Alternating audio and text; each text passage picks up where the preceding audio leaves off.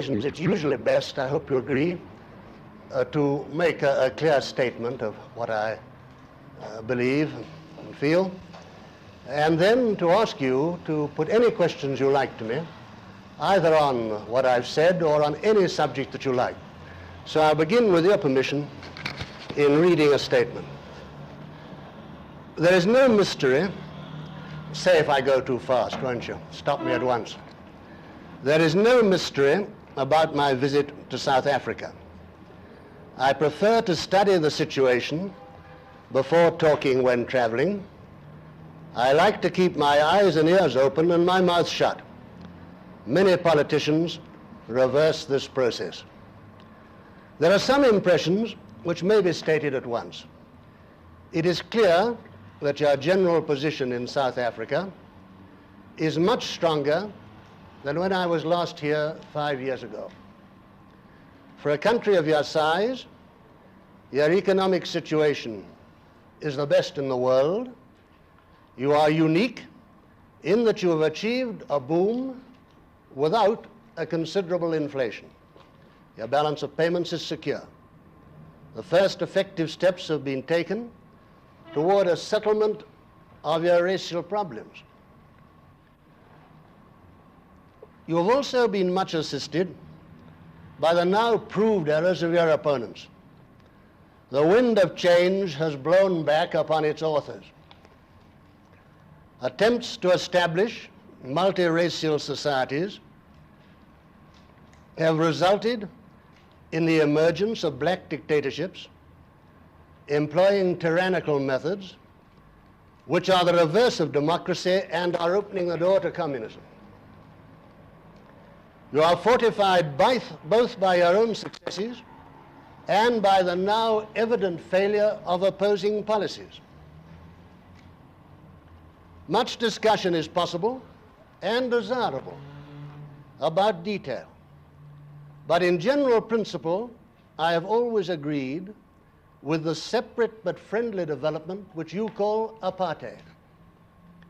I realize, of course, that the problem in South Africa and in the United States is complicated because it has so long existed and economic life largely depends on cooperation between the peoples. But what is vital is that the principles of government should be clear-cut and stable. Central government must either be in white hands or in black hands. It is now clear that you cannot mix the two.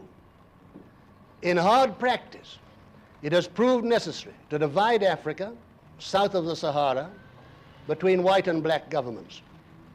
The white man will have no vote in black government areas, and the black man will have no vote in white government areas. The black man will live, if he wishes, in the white man's territory for the purpose of making money and having a good life, as many Englishmen now live in America without asking for voting rights. White men could live in black territory in the same way without voting rights. All should, of course, enjoy the basic human rights, personal freedom, security of property, and equality of opportunity. There remains always the most vexed problem of the moment, which can be briefly described as social intercourse.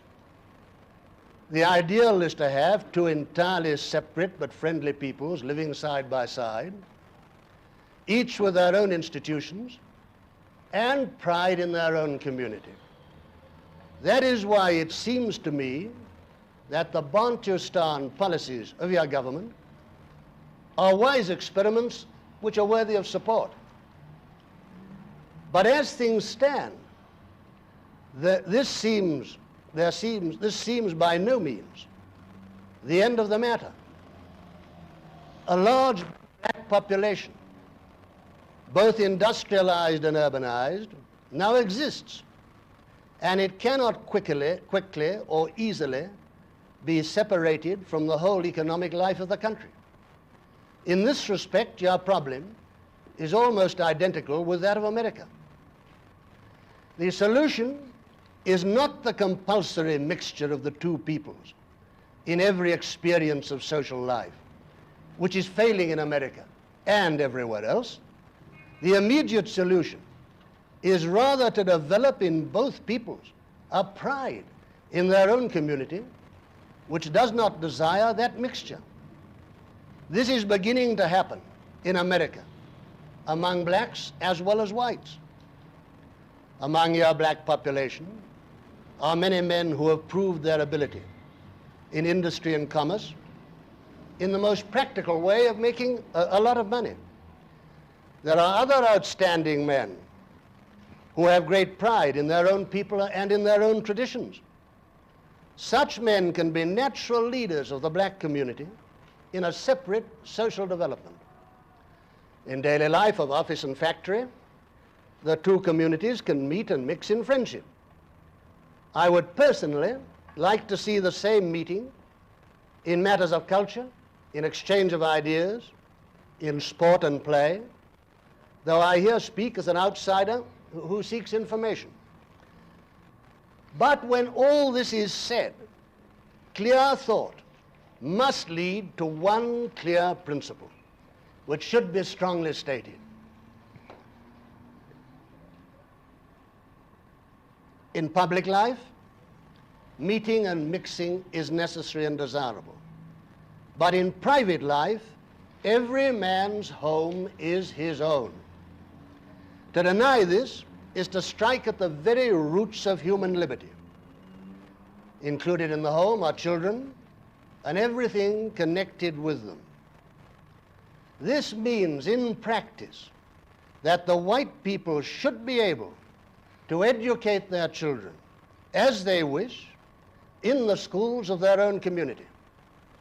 When a full community pride is developed among the blacks, they will desire the same thing. They have a right to demand the same education, but not to demand mixed education. The compulsory mixture in America was a grave violation of private liberty.